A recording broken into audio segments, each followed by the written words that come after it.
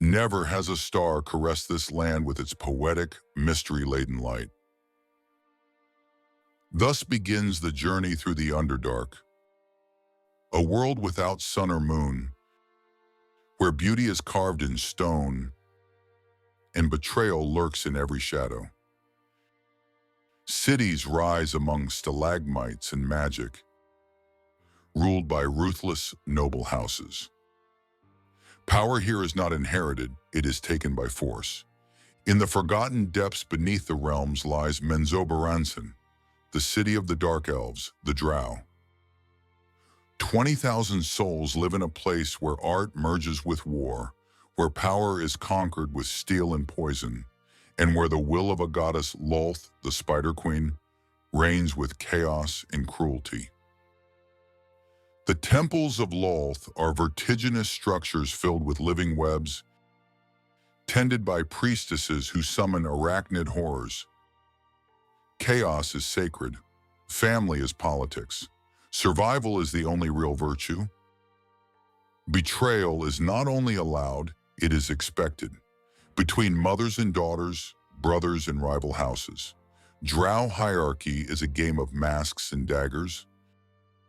Menzoberranzan at a vast natural cavern, its walls rising so high they vanish into blackness. Sculpted stalagmites stand like towers, and giant stalactites have been hollowed out into temples, mansions, and fortresses. Underground rivers of black, steaming water flow through its boundaries. In the heart of this darkness blooms the deadliest city of the Underdark, a shining jewel of cruelty.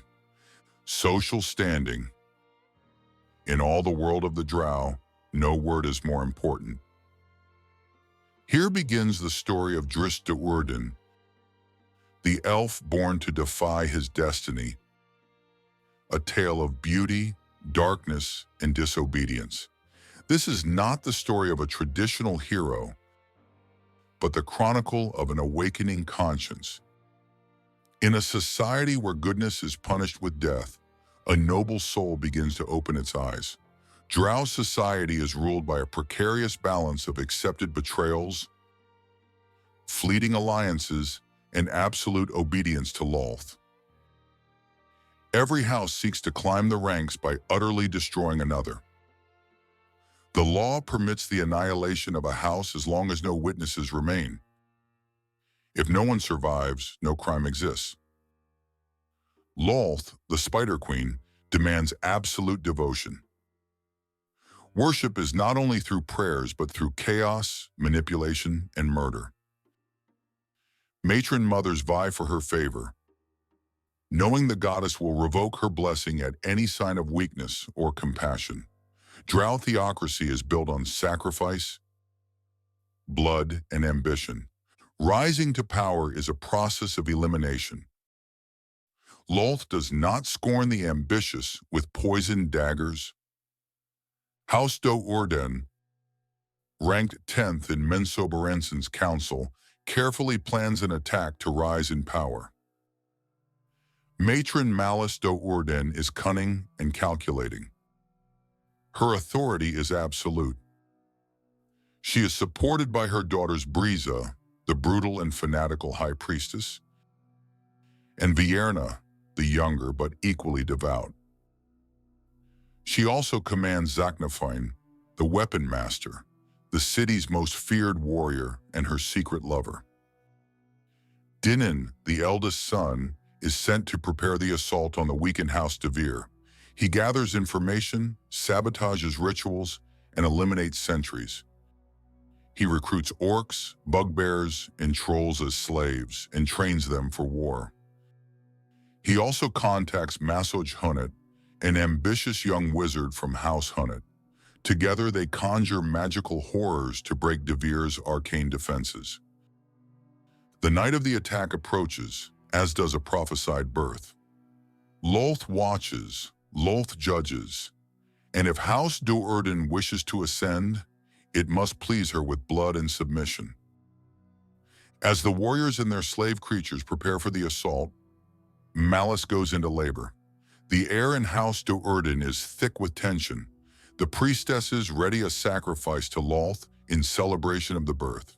If all goes well, the third-born child will be offered as a token of devotion, as is drow tradition.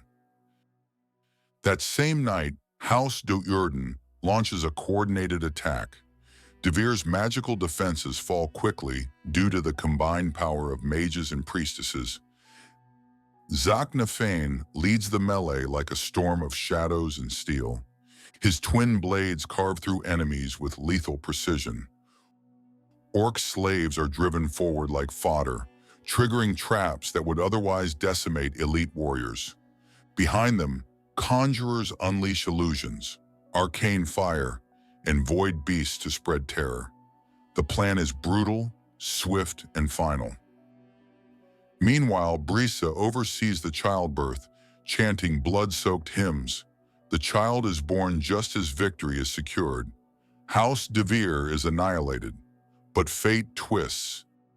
Nalfine, the second-born, is killed in battle by his brother Dinin. Drizzt, the newborn, now becomes the second son and thus cannot be sacrificed under drow law. Lolth is pleased. Victory is ours. Welcome your brother, the newest member of House Do'Urden. Malice accepts this with cold pragmatism. Emotion has no place. The goddess has spoken through chaos. The child will live, not out of mercy, but political calculation. He lives by accident. He lives to defy everything. And though no one knows it yet, this moment marks the beginning of the end for the old ways of honor in the Underdark. Drizzt's childhood unfolds in the cold, treacherous halls of House Do'Urden. Though born into a powerful family, his life is marked by surveillance, discipline, and silence. From a young age, he shows above-average intelligence and physical ability, catching the eye of his mother, Malice, who sees him as a promising tool for the family's rise. But Drizzt is different. While other drow children learn to torture and manipulate, he watches suffering with confusion. He doesn't understand the joy his siblings take in others' pain. His first questions about justice and honor are met with slaps. He soon learns to keep his thoughts to himself, to hide his kindness like a shameful defect. Zaknafine, the house's weapons master and Drizzt's biological father, though the boy does not yet know, begins training him in combat. Their sessions are intense, demanding, but secretly affectionate. Zak sees in the boy a reflection of himself, someone who fights not just with blades, but with his soul. Drizzt looks sadly at his mother's smile in the face of another's pain. He couldn't understand that joy. At night, while others sleep, Drizzt wanders alone. He watches the city from balconies, listens to whispers, and senses he doesn't belong. Something inside him longs for a world with light, where truth isn't punished. He can't yet name that feeling, but he knows it's real. He knows he doesn't fit in. Zaknafane Do'Urden is unlike other drow. A lethal warrior feared by all, he harbors a secret. He hates his world. He despises Lolth. He regrets the blood he spilled for others' ambitions. But he survives. He adapts. He remains silent. Until Drizzt comes along. Their bond goes beyond blood. Zak teaches Drizzt to fight, yes, but also offers something rare in Menzoberranzan: honesty. Drizzt learns to move like water, to dance with dual blades, to anticipate enemies. But more importantly, he learns to question the purpose behind each battle. I've killed more than I've lived, Drizzt, not for honor, by command, and it's emptied me. Their conversations become philosophical. Zak warns him, never show compassion. It will be destroyed. But Drizzt can't help it. He doesn't just want to be skilled, he wants to be fair. One day Zak confesses the truth. He is Drizzt's father. He loved Malice once, in a world that doesn't allow love. Drizzt is overwhelmed but affirmed. He's not alone. That bond will be the only thing keeping him grounded when everything else falls apart. At 40 years old, still young by elven standards, Drizzt is sent to Tir Brescia, the Academy of Menzoberranzan. There, he will spend a decade training with other aspirants. The Academy has 3 branches: Melee Magther for warriors, Sorcery for wizards, and Arctinolith for priestesses of Lolth. Drizzt enters Melee Magther. From day one, his skill is unmatched. He moves with unmatched grace and precision. They call him the Silent Prodigy. But excellence comes with loneliness. At the Academy, he sees clearly how his society functions, through fear, corruption, and a cult of pain. Priestesses wield faith like a whip. Wizards trade in secrets and poisons. Warriors duel where betrayal is expected. I cannot hate those who fear me, but I cannot live like them either. Drizzt plays the part, but his soul rebels. He dreams of a world beyond the caverns. What is freedom? What is honor when no one recognizes it? Though praised by the system, he drowns in doubt. By the 10th year, he breaks. He can no longer obey without question. Something is coming, and it will change everything. After graduating, Drizzt enters the real world of the drow. No longer shielded by the Academy, he now serves his house in Menzoberranzan. His first missions include surface raids, standard practice for young warriors. The first time he sees the surface, he is breathless. The open sky, the stars, the wind. It's all new and beautiful, yet terrifying. The mission: raid a surface elf settlement. Drizzt kills a warrior in fair combat, but then sees his comrades slaughter women and children. A young elf girl kneels before him, trembling. He raises his sword and lowers it. We were shadows falling on the light. They cried, and my comrades laughed. He fakes her death and lets her flee. His brother Dinin notices. So do others. Suspicion grows. Drizzt begins having nightmares, twisted memories of the massacre. He trains alone, meditates, but cannot reconcile his values with what he's seen. Masoj Hunnet, the ambitious mage, deems him a threat, and in Menzoberranzan, threats are eliminated. Tensions explode when Drizzt is summoned by Matron Malice. The charge is clear: disobedience, battlefield compassion, and deviation from Lolth's dogma. Drizzt doesn't deny it. He simply says, "I will not kill the innocent." To a matron, this is treason. Lolth demands sacrifice. If Malice doesn't act, she risks losing the goddess's favor. Briza proposes execution. Vierna suggests slavery. But Zaknafane intervenes. He offers himself in Drizzt's place, claiming it was his failure as a teacher. Malice, surprised but practical, agrees. Zak is sacrificed in Arctinolith. Drizzt learns too late. The pain is immeasurable. Zak was his anchor, his truth. He was saved, but at unbearable cost. My son has chosen truth and sealed his fate, but he has also opened a path. Drizzt leaves. He rejects his house, his name, his legacy. He becomes a voluntary exile.